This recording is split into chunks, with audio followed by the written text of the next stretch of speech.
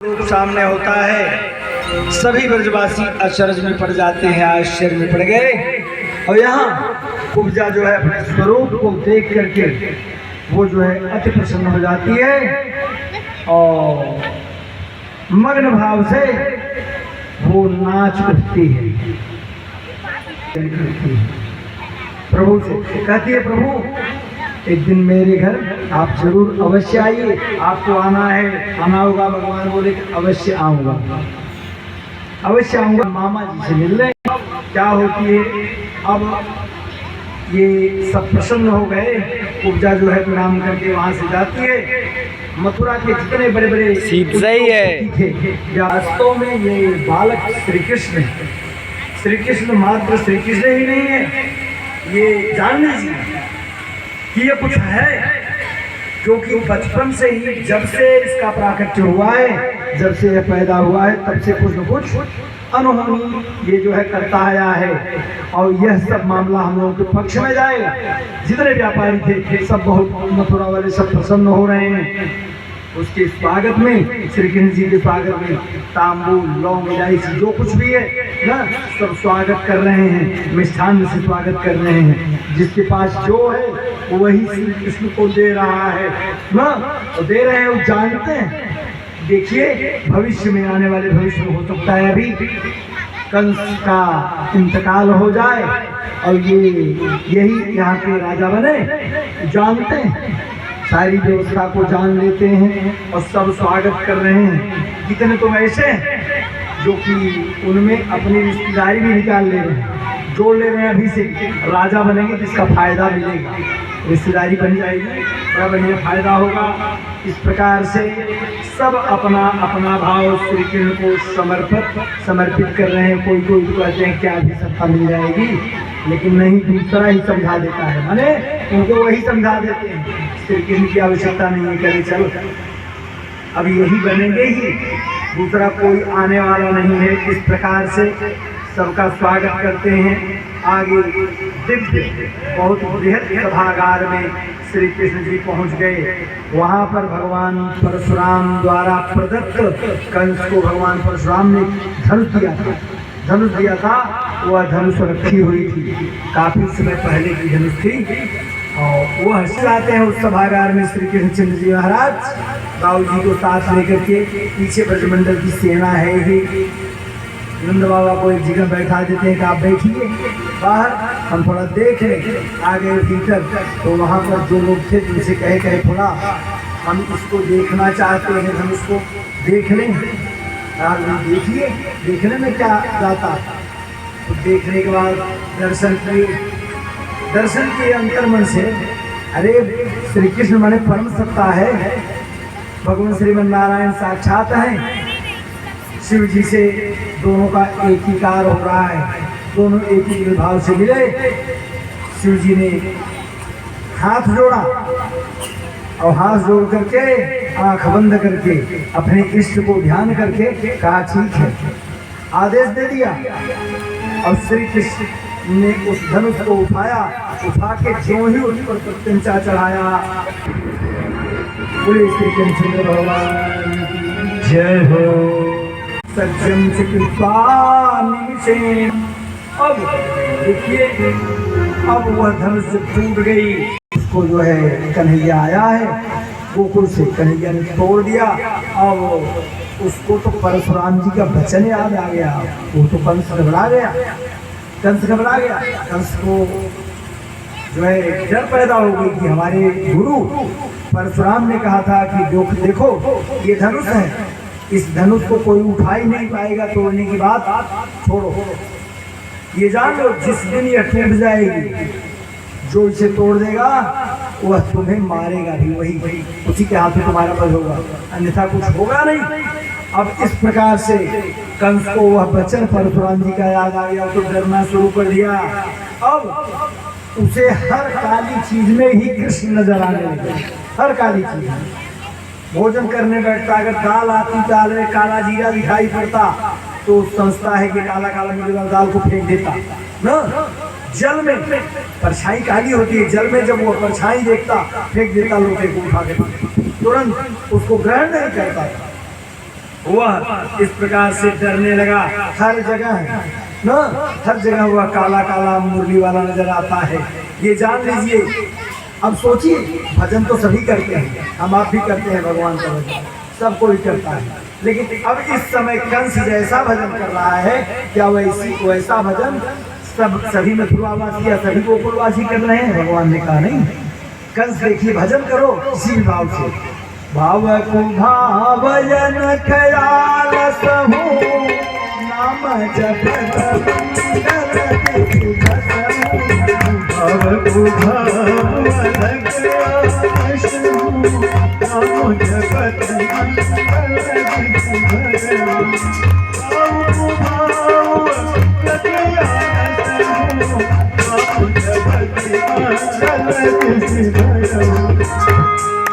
देखिए, बतलाते हैं कि भाव से तो भाव से ऐसा उसको भयंकर स्वप्न दिखाई देता है। ये सब मृत्यु के कारण है, मृत्यु के पर्याय है जो ये जान लीजिए। मृत्यु जब सन्निकट होती है तो ऐसे स्वप्न आना शुरू होते हैं। और कभी कभी उसको यह ऐसा समझ में आता है, जब धूप में निकलता है तो खुद की परछाई देखता है, तो परछाई में छेद जब नजर आवे तो शांत हो जाता है। इसलिए कंस का भय और बढ़ गया। अब जैसे तैसे किसी प्रकार से सवेरा होता है, सुबह हुई, नंद बाबा आप चलो गोकुल में, हम आएंगे थोड़ा घूम के। वो नंद बाबा को भेज देते हैं। अब ये क्या किए, दाऊ भैया को साथ में लेकर के गोविंद चले गए। जैसे ही प्रभु सभागार में पहुंचे तो दरवाजे पर कुबलिया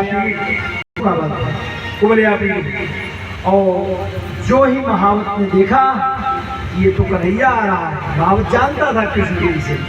वो तुरंत क्या करता है, चूंकि वो कंस का श्री कृष्ण के समीप श्री कृष्णचंद्र जी क्या किए, हाथी के दोनों दांतों को अपने हाथ से पकड़ लिया और पकड़ के बेचारा वेदांती हो गया, दांत निकल गया बिना दांत वाला वो हाथी। तो क्या होता है, अब हाथी को ऐसे हाथ से उसी समय वह मृत्यु को प्राप्त होता है। अब महावत जो था वो कहता है कि ठीक है, आओ मुझसे युद्ध करो। श्री कृष्णचंद्र ने कहा कि देखो भाई, हम युद्ध नहीं करेंगे। अरे आपको शर्म आनी चाहिए, आपको मल्ल युद्ध करना है, बाहुबल का प्रयोग करना है, तो आप अपने समय, अपनी उम्र के हैं नहीं, हम आपकी उम्र के नहीं, और कह रहे हो कि हमसे न लो। अरे अपनी शरीर देखो, तो कहा मेरी बालक की शरीर। वो महावत, अरे आपने तृणावर्त जैसे, जानता हूँ कि आप कौन है, और आप मुझे देख करके भय खा रहे हैं, आप जो है करे। लेकिन वह मानता नहीं कि देखो ऐसा मौका मारूंगा कि तू यम साधन यम सदन सदन साधन इत्यर्थ, माने यमलोक में चला जाएगा। लेकिन नहीं, यहाँ पर संत लोग अर्थ कर दिए, भगवान के हाथ का जो मारा हुआ होता है, चाहे कोई भी हो, दुष्ट राक्षस हो जैसा भी हो, उसे यमलोक जाने की आवश्यकता नहीं पड़ती। भगवान के हाथ जिसका उद्धार होता है वो सीधा वैकुंठ हो जाता है। तो यम साधन का यहाँ अर्थ है। यम साधन क्यों कहा? यम साधन का मतलब है यमई साध्यते। अरे भाई, यम नियम इत्यादि जो साष्टांग योग है, यह सभी है साथ में। मतलब भगवान के हाथ तुम्हारा उद्धार होगा तो तुम नियम पूर्वक वैकुंठ में जाओगे।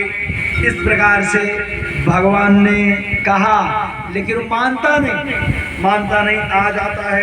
तो भगवान ने कहा कोई बात नहीं, आओ तुम्हारा भी उद्धार होगा। भगवान ने कहा कि आओ, तुरंत वो जो है उछल के आता है। जो ही हाथ लगाया तुरंत भगवान ने उसके सिर को घुमा दिया, घुमा करके एक पछाया, गोविंदाय नमो नमः। बोले श्री कृष्णचंद्र भगवान की।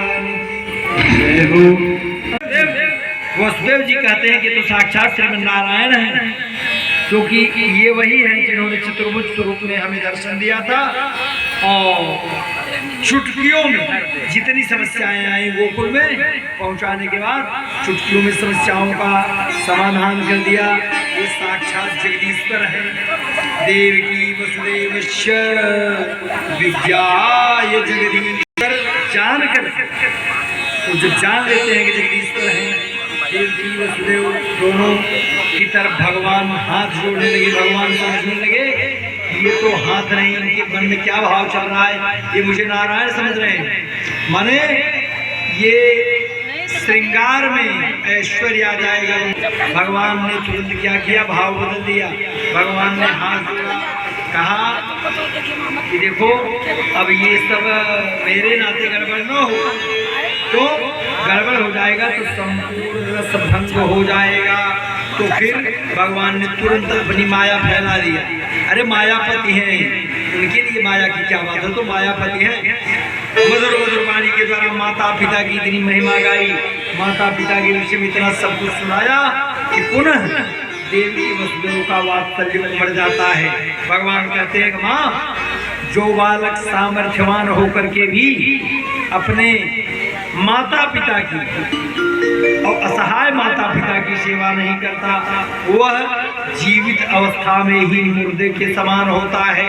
मैं इतने वर्षों तक आपसे दूर रहा, अब तो मुझे अपनी सेवा का अवसर दीजिए। मातरम पितरम वृद्धम भार्याम साध्वीं सुतम शिशुम गुरुम विप्रम प्रपन्नम च कल्पो बिभ्रच्छ वस्मृतः। माने अब मुझे अपनी चरणों की सेवा का अवसर दो। वसुदेव कह रहे हैं तो हमारा वही लाला है।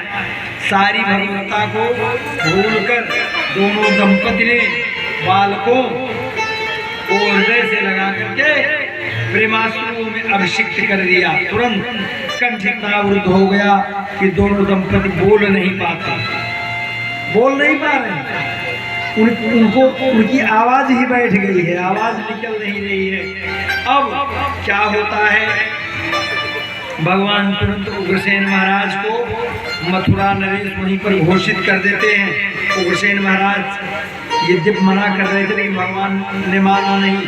कहा राणा जी हम राजा बन ही नहीं सकते, हम शापित हैं।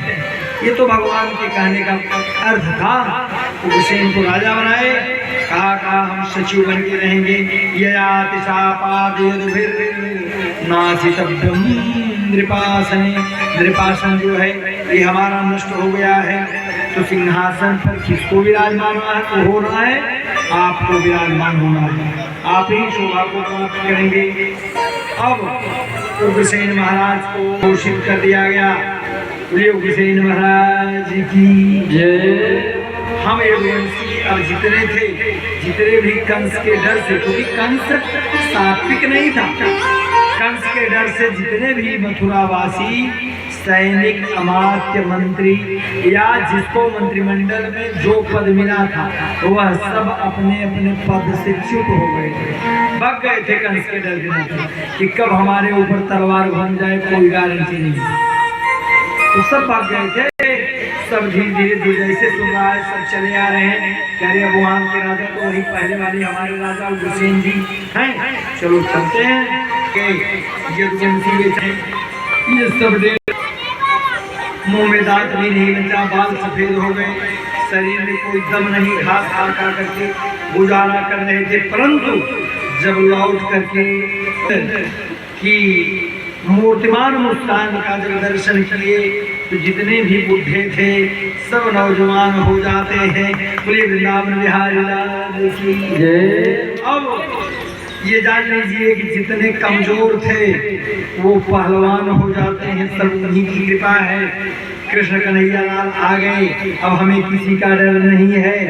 क्यों? भगवान के केवल दर्शन मात्र का ही ऐसा चमत्कार होता है।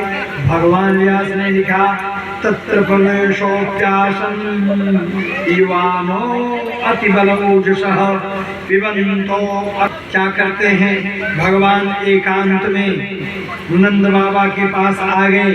नंद बाबा को ही विश्राम घाट पर बैठाए थे, वहां से एकांत में ही रहे आ गए।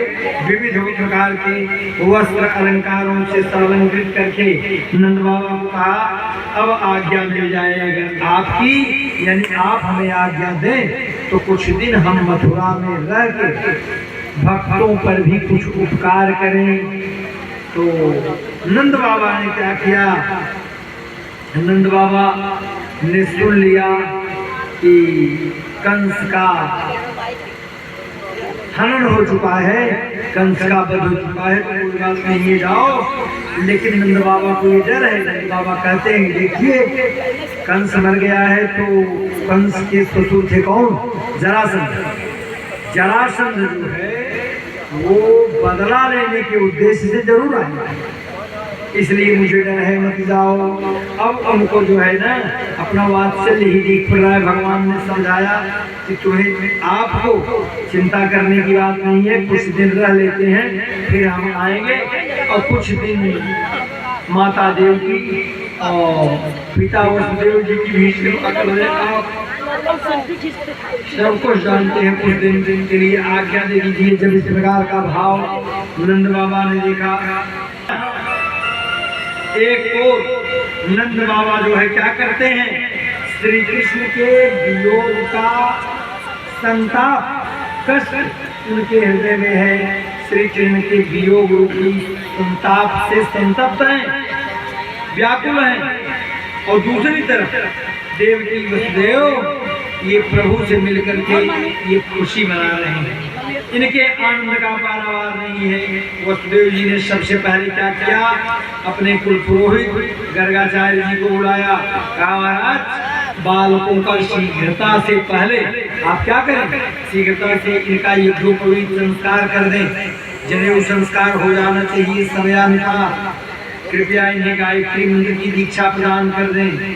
तुरंत क्या होता है, गर्गादेवकुलाचार्य गायत्रम व्रतमास्थितौ, माने दोनों भाइयों का विधिवत गर्गाचार्य जी के द्वारा दीक्षा संपन्न किया गया।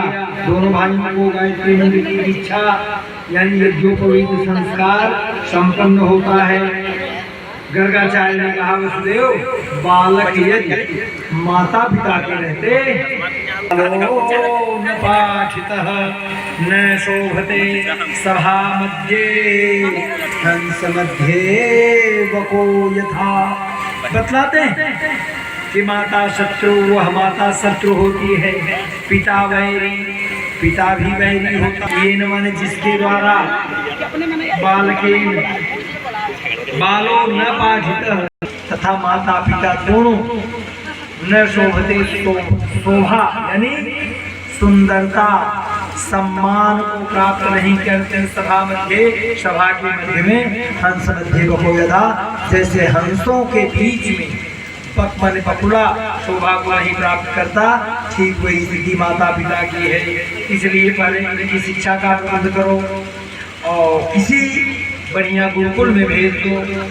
आजकल बढ़िया गुरुकुल तो उज्जैन में है, लेकिन मथुरा से उज्जैन तो बहुत दूर है, पर दूरी भले है, लेकिन जो सांदीपनी मुनि है ना, ये विश्वविद्यालय के कुलपति हैं, अच्छे शिक्षक हैं, उनकी देख रेख में बच्चा पढ़ेगा तो बढ़िया रह जाएगा। अब बतलाते हैं इस प्रकार से प्रभु और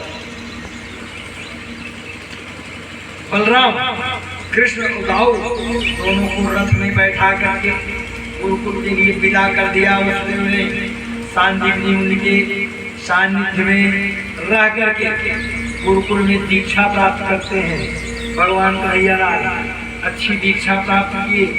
दीक्षा जब उनकी पूर्ण होती है, दीक्षा पूर्ण होने के पश्चात आते हैं गुरु जी का चरण स्पर्श अभिवादन करते हैं। गुरु जी से कहते हैं कि महाराज अब आप अपनी गुरु दक्षिणा बताइए। गुरु जी ने कहा कि देखिए हम क्या गुरु दक्षिणा बताएं। गुरु दक्षिणा का जहाँ तक सवाल है तो आप गुरुवाइन से परिचय लीजिए। देखिए ये जो पंडित लोग हैं ना, कितना भी बड़े चालाक बने लेकिन चालाक बन नहीं सकते। ये पता नहीं कि क्या कैसी विडंबना है। पंडित लोग जो है ये चालाक नहीं, कितना इधर उधर कर ले। गहराई से जब देखेंगे ना तो पंडिताइन चालाक जरूर होती है। भगवान की ऐसी कृपा है, पंडिताइन चालाक होती हैं और पंडितों में वह बात नहीं है, प्राकृतिक सत्य है। आप जान लीजिए। तो कहाँ थोड़ा सा आप गुरु माता से आप इसके बारे में पूछ लीजिए। गुरु माता ने कहा कि नहीं, हम क्या गुरु दक्षिणा देंगे। अरे तुम दोनों जब तक यहाँ थे संपूर्ण बच्चों के साथ में तुम दोनों का व्यवहार ही एक अद्भुत अलग था। तुम दोनों को देख करके मैं अपने पुत्र को भूल सी गई, क्योंकि गुरु माता को एक पुत्र था, वह पहले ही खत्म हो चुका था। तो गुरु माता ने कहा अब जब से तुम आ गए थे मैं भूल चुकी थी, अब तुम दोनों चले जाओगे फिर वही मेरा मरा हुआ पुत्र मुझे याद करेगा। कहा तो फिर गुरु दक्षिणा, कहा गुरु दक्षिणा अगर देना ही है तो एक काम करो, वो वही पुत्र हमारा मुझे आप दे दो, वापस कर दो, मेरी गुरु दक्षिणा हो गई। तो सबसे पहले ये क्या किए, समुद्र के किनारे जाते, क्योंकि समुद्र में ही उनका बेटा डूबा था। समुद्र के किनारे गए, समुद्र को भगवान ने आदेश दिया कि सागर जल्दी से हमारे